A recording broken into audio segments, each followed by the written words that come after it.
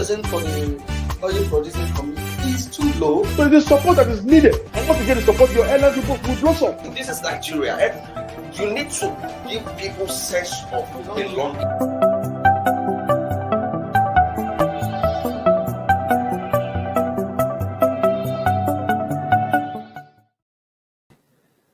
Good morning, viewers. Welcome to Tuesday edition of Inside Nigeria here at the Leadership Television. My name is Bode Badibo. This morning, we shall be dissecting the stories of some national dailies, and as usual, we're starting with Nigeria's most influential newspaper, The Leadership. On the front page of Leadership this morning, 7-day ultimatum by CSOs expires. President Muhammadu Buhari yet to sign electoral bill. 7-day ultimatum by civil society organizations expires. President Muhammadu Buhari yet to sign electoral bill. IPAC stakeholders express concern over delayed presidential assent. Mr. President has no excuse this time. And of course, the last rider to that story is coming from the Minister of Justice and Attorney General of the Federation, Abubakar Malami, SAN, who said, "I just got a copy of the bill just yesterday and Monday." Joining me now to look at the issues around the Electoral Act Amendment Bill 2022 is Mr. Austin Igbe, a Senior Program Officer with Center for Democracy and Development. Good morning, Mr. Austin.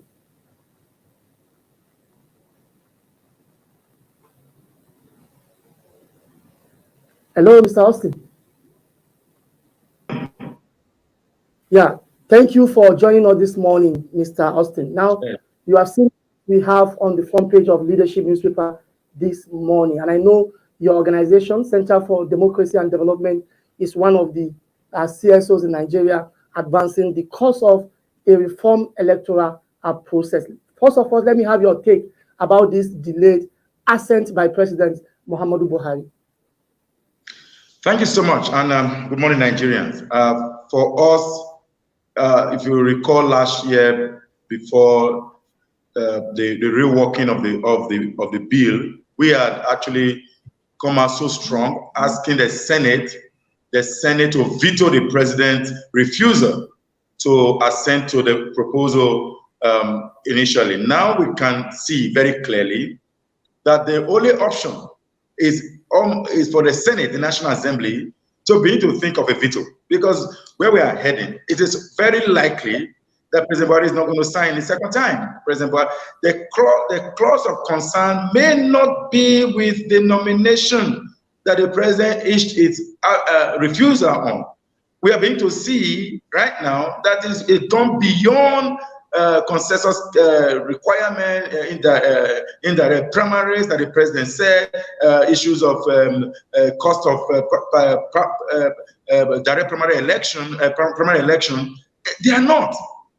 It is simply political. President Buhari has never signed an electoral bill since he became president of Nigeria. This is a worrying dimension. President Buhari said he was going to give Nigerians an improved electoral system. And what we have in the electoral bill is an improved system. Currently, President Buhari is not in a hurry to sign. And where we are relying on the Attorney General, who has interest to contest for the governorship election in Kebbi State, having to advise the president to sign or not to sign. Why do we need to rely on someone with an interest to advise President Buhari to sign or not to sign, and an electoral system that will improve our landscape? It's becoming a worrying dimension, buddy.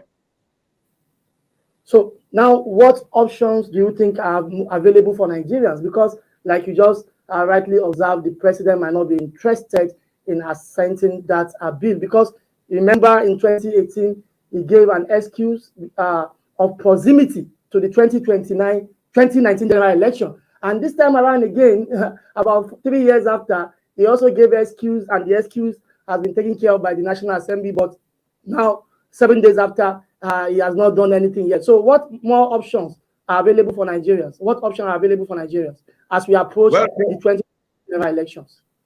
Well, President Buhari has 30 days. 7 days is just what has expired. He's got 30 days, which means about 21 days still remaining. So hopefully he signs or he doesn't sign, but we already are thinking that he will not sign. Because if the National Assembly could revisit their own position, the National Assembly upturned their own position to take in the present advisory. One would expect that the very day the president received that proposal, it will assent immediately. If you also recall, the president was in a broadcast interview where he was asked, and he said, if they come back, if they turn it back to him, and they amend that provision, direct, indirect primaries, and consensus, he will sign.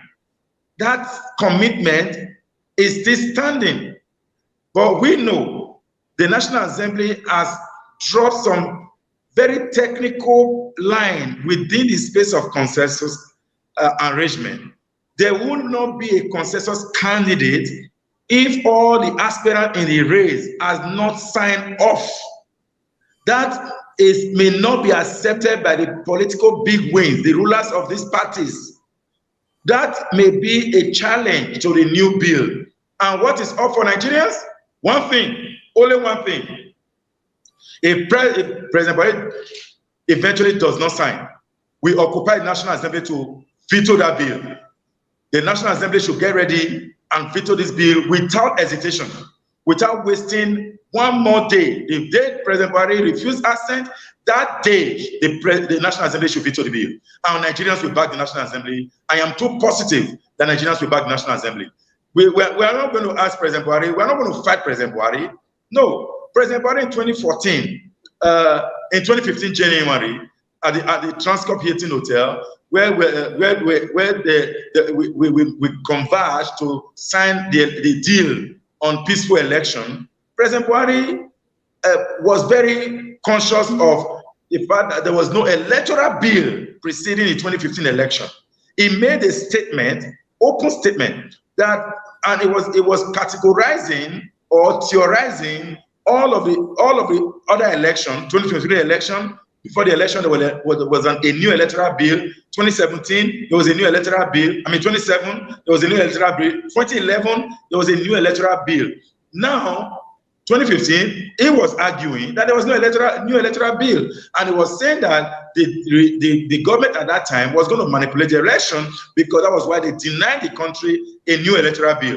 Now, President Buhari have got two opportunities. In 2018, he refused to. Now again, is plain technicality. And those technicalities will go down in history as the president that never signed an electoral bill. And it will not be good for his reputation as a Nigerian president that was president for 8 years and never signed an electoral bill. It will go down in history, and it will go down it will be so historical that it was in his regime that National Assembly will veto an electoral bill, and the Nigerians will begin to clap for National Assembly rather than clap for President Buhari.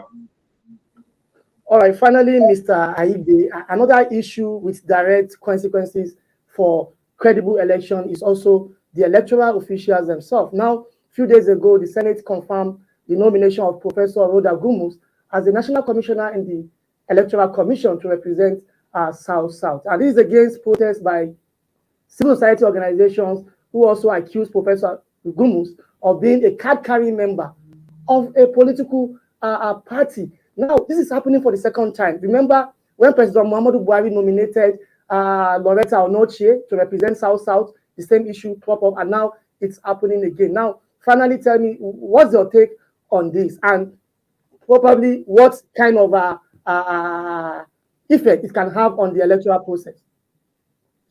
Okay, thanks. I think the issue of Prof is not the same as Loretta Onochie. Loretta Onochie was not disqualified based on political party. She was disqualified based on the Federal Character Commission, even though the law states that a person appointed to INEC must not be a member of a political party. If you check the information that was in the online space, well, we saw the registration of the professor in a political party list. Well, on that list, the professor did not sign that document. I was arguing, I argued this with other individuals, that how would you justify that a professor cannot sign a document? It's worrying. However, if a professor could thumbprint and she eventually shows up to say she's not a member of a party, I'm not too sure, because we didn't see the physical card. It could be other things. However, she's not the first to have been nominated as party member. There are others who will continue to play a watchdog role to INEC to make sure INEC perform the right role of transparency, of dealing with issues of personality and otherwise. We will continue to watch them. And again, maybe we didn't do enough compared to Onoche. Onoche was just a weird situation. Onoche goes beyond partisanship, goes beyond political party membership. It was a strong, there was a strong organizing. But if you check that, we had Professor, I think Erek, who was a member of APC, who I think currently the APC, the Erek of Edo, was contested under the APC in, okay, yes, if you see it online, if you see where signature, that's thumbprinting for a professor. I don't want to say that. We try to fact check this, as you know, CDD work with fact checking. We try to fact check this. We send people to Bayelsa to go on the ground to pick out the real register in the APC. And you know that, of course, we couldn't find that register where we have our name. So, but I'm not saying there's a good one. We'll continue to put a watchdog role. Now that we know that the professor is a member of APC, we are going to put an eye on her to be able to look at the decisions she makes, the kind of action she takes. Those will be our role going forward. I think it is also important I take you on one more question. You raised issue of forgery. You suggest forgery regarding this registration slip purportedly belonging to Professor Rhoda Gumus. Now, are we not supposed to also take this up if eventually it is found to be fake, that people behind this should also be brought to book? Yes, I think the professor should take it up. If she truly believes that it was forged, she should take it up. We are not saying it is forged. I'm always raising critical question that the professor not signing her own card raise some level of doubt. How could you have a card, a professor? I can't sign it. I can't even pick a document with thumbprinting on it at this material time. No way. For a professor to have that kind of card and not thumbprinted raise a lot of questions. So the professor, I will expect, maybe when we meet one-on-one in INEC meeting, I will charge her to pick up that matter very quickly and defend her, said that she was not a member of the party, and so that we can be clear, everyone understand. She need to investigate who, if truly she was not responsible for those thumbprinting of those papers and all that. All right, many thanks to you, Mr. Austin Aigbe, Senior Program Officer, Center for Democracy and Development, for joining us this morning on Inside Nigeria. Thank you for that insightful Thank you so much. I appreciate it. All right. Now, going forward, let's look at what we have on the front page of our sister publication, The National Economy. On the front page of National Economy this morning, delay in rebasing GDP hinders planning investments in Nigeria. Delay in rebasing GDP hinders planning investments in Nigeria. Rebasing overdue 7 years after, according to experts. And of course, the last rider to that story is Nigeria's GDP may be worth $1.7 trillion, contrary to current official figures. Delay in rebasing GDP hinders planning investments in Nigeria. Rebasing overdue 7 years after, according to experts. And of course, the last rider is saying Nigeria's GDP may be worth $1.7 trillion, contrary to current official figure, if proper rebasing of the GDP is carried out by the Nigerian Statistics Center. Now, we need to go on a short break. When we come back, I'll continue with other newspapers we have on our menu this morning. Don't go away.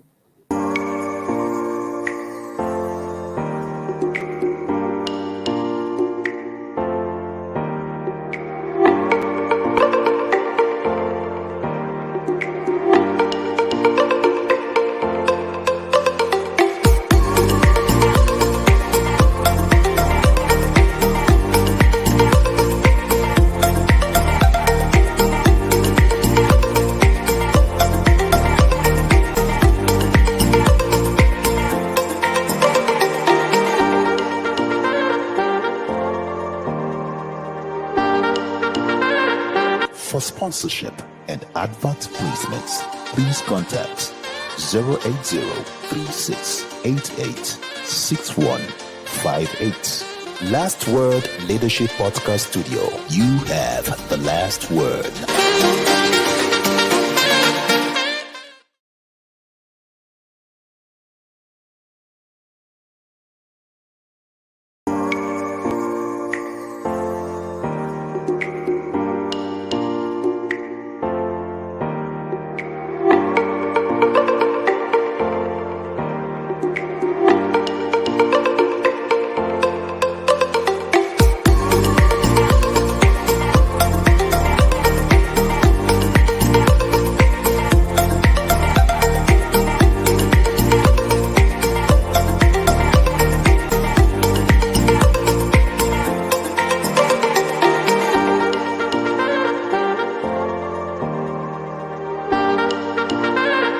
For sponsorship and advert placements, please contact 080-3688-6158. Last Word Leadership Podcast Studio. You have the last word. Inside Nigeria, keeping you informed on what matters.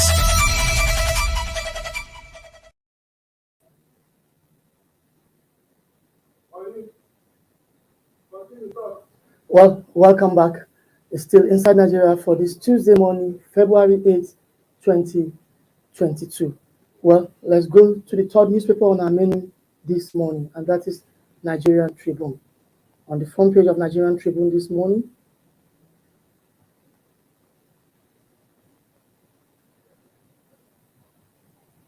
fuel queues resurface in Lagos, Ogun, Oyo.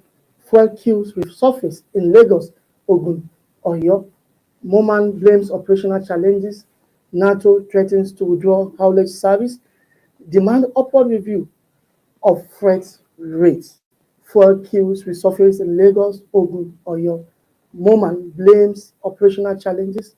NATO threatens to withdraw haulage service, and of course demands upward review of freight rate. Well, the NNPC is already blaming this on panic buying, but what NNPC has not, the question NNPC has not actually answered is why people should buy panically. And if there is panic buying, I think the right thing to do is to make panic supply of petroleum products so that these queues on the road will not be there again. Fuel queues resurface in Lagos, Ogun, Oyo.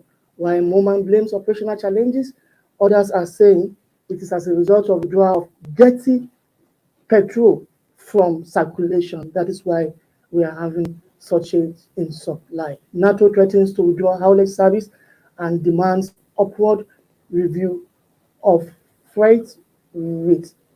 That is on the front page of the Nigerian Tribune this morning. And of course, the last paper on our menu this morning is THISDAY. On the front page of THISDAY, APC leaders in search of consensus candidates at convention to unite party. APC leaders in search of consensus candidates at convention to unite party. Buhari allegedly in agreement with decision.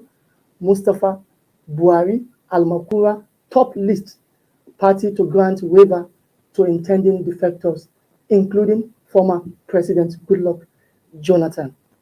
Very interesting story on the front page of THISDAY this morning. Political leaders, APC leaders in search of consensus candidates at February 26th convention to unite party. Buhari allegedly in agreement with decision. Mustafa Buhari Al-Makura top list. And of course, the last rider to that story is saying party to grant waiver to intending defectors, including ex-President Goodluck Jonathan. This lent credence to leadership front page story yesterday with the caption, Jonathan's PDP membership in doubt, or uncertainty about Jonathan's membership of the opposition People's Democratic Party. Nobody actually know except Jonathan himself and people close to him, where he belongs currently, whether still in APC, PDP, or APC, in order to contest the 2023 general presidential election. APC leaders in search of consensus candidates at convention to unite parties. Joining me shortly is Mohammed Saidu Esu, a national chairmanship aspirant of the All Progressive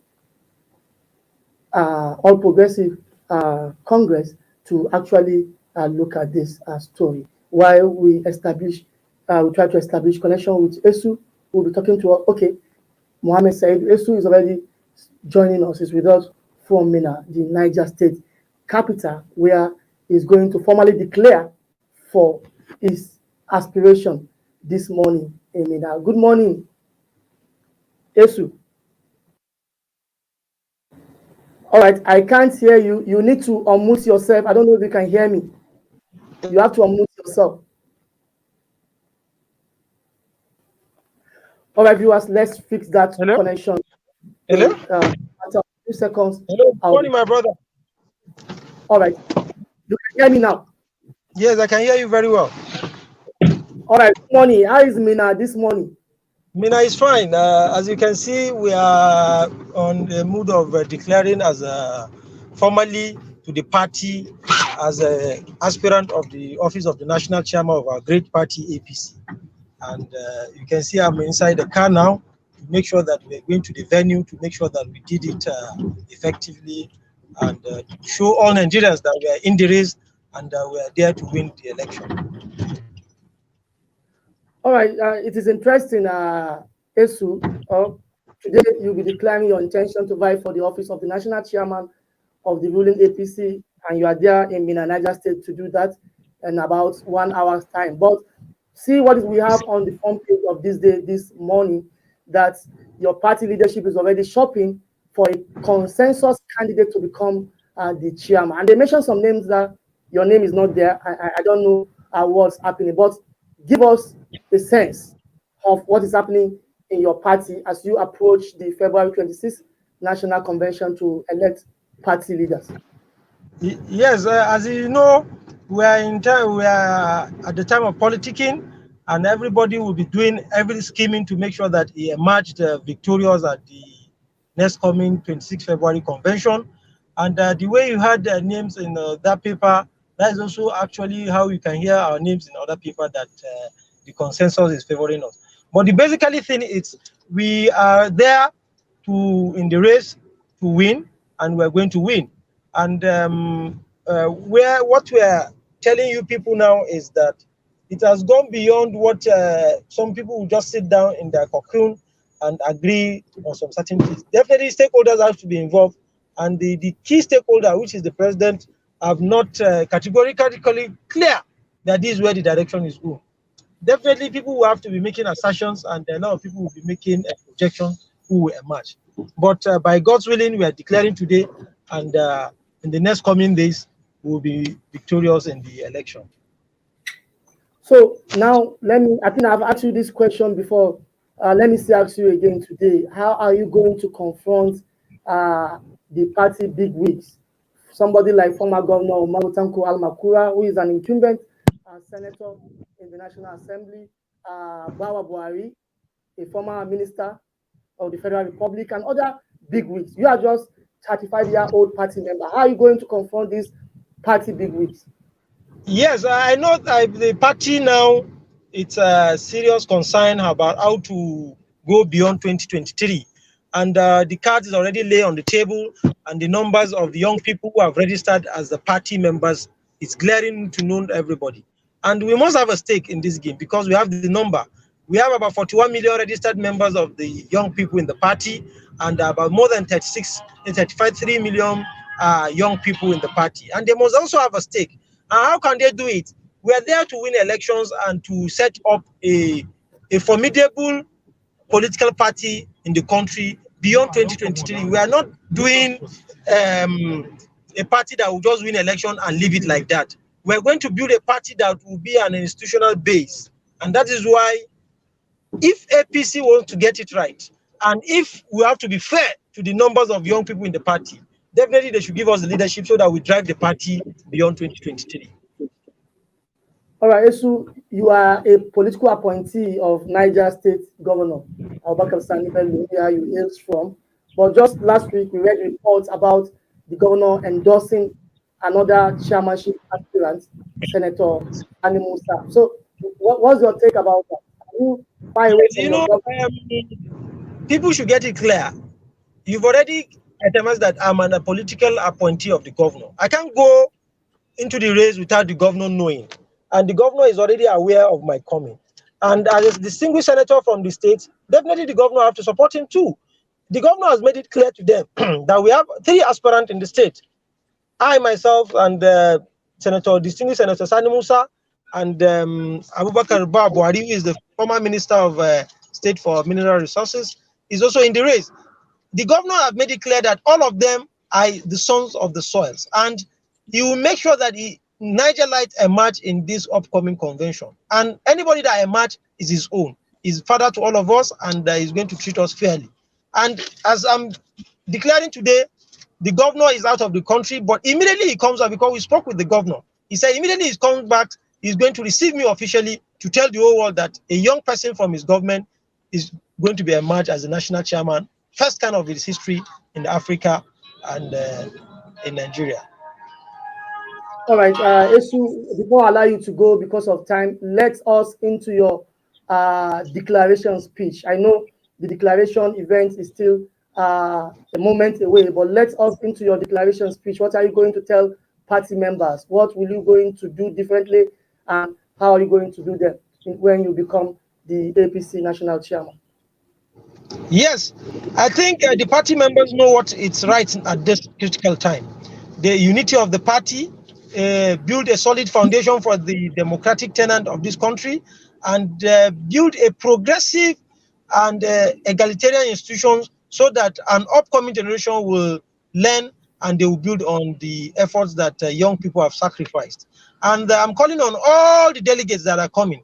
They should look at it clearly from their conscience mind that it's high time we should remove interest that will jeopardize this party. We should build an interest that will make sure that this party has come to stay. And I, Mohammed Saidu Etsu, will make sure that everybody is carried along and we have the energy to drive the party beyond 2023. All right, many thanks to you, and we wish you good luck in today's event in Minna, Niger State. Mohammed Saidu Etsu, a 35-year-old Niger-born APC national chairmanship aspirant. He just spoke to us from Minna in Niger State. Many thanks to you. Well, we've come to the end of today's Inside Nigeria. Make a date with us tomorrow for the midweek edition of Inside Nigeria. My name remains Bradibo. Bye for now. Thank you for watching. For sponsorship and advert placements, please contact 080-3688-6158. Last Word Leadership Podcast Studio. You have the last word.